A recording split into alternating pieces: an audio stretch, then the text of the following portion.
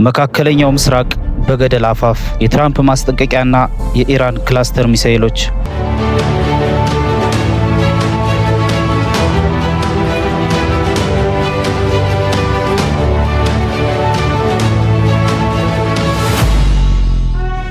መካከለኛው ምስራቅ ወደማይመለስበት የጦር አውሎ ነፋስ እየገባች ነው። ኢራን በእስራኤል ላይ 8ኛ ዙር ጥቃት ሰንዝራለች። ይሄኛው ግን የተለየ ነው። ክላስተር ፈንጂ የታጠቁ ግዙፍ ሚሳኤሎች ቴልአቪቭን አንቀጥቅጠዋል።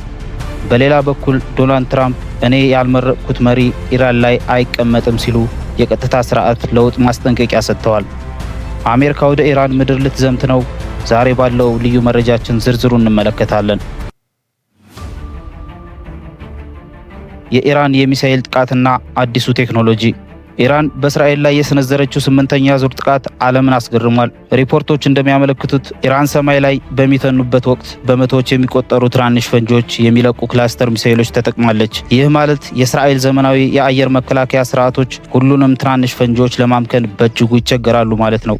ይህ ጥቃት በቴልአቪቭና አካባቢው ከፍተኛ ድንጋጤ ፈጥሯል። የትራምፕ ዛቻና የአሜሪካ ወረራ ስጋት። ፖለቲካዊ ትኩሳት ደግሞ ከዋሽንግተን ይነሳል። ፕሬዝዳንት ዶናልድ ትራምፕ በሰጡት ጠንከር ያለ መግለጫ በኢራን ቀጣይ መሪ ምርጫ ላይ ጣልቃ እንደሚገቡ በግልጽ ተናግረዋል። እኔ ያልመረጥኩት መሪ በኢራን ስልጣን ላይ አይቀመጥም ማለታቸው አሜሪካ በቀጥታ የኢራንን መንግስት ለመቀየር ማቀዷን ያሳያል። ኢራን በበኩሏ የአሜሪካ ወታደሮች ምድራችንን ከረገጡ ከባድ መስዋዕትነት ይከፍላሉ ስትል ዝታለች። የአሜሪካ የምድር ወረራ ስጋት አሁን ከመቼውም ጊዜ በላይ አይሏል። የዓለም አቀፍ ተሳትፎና የኢኮኖሚ ቀውስ። ጦርነቱ የሁለት ሀገራት ብቻ መሆኑ ቀርቷል። ፈረንሳይና ብሪታንያ ኳታርንና ኩዌትን ለመጠበቅ ተዋጊ ጀቶቻቸውን ልከዋል። ካናዳ፣ ጣሊያንና ግሪክም በተለያየ መንገድ እጃቸውን እያስገቡ ነው። በሌላ በኩል ቻይና የነዳጅ አቅርቦቷ እንዳይቋረጥ ከኢራን ጋር ድርድር ጀምራለች። የሆርሙዝ የባህር ሰርጥ መዘጋቱ የዓለምን ነዳጅ በ20 በመቶ ቀንሶታል።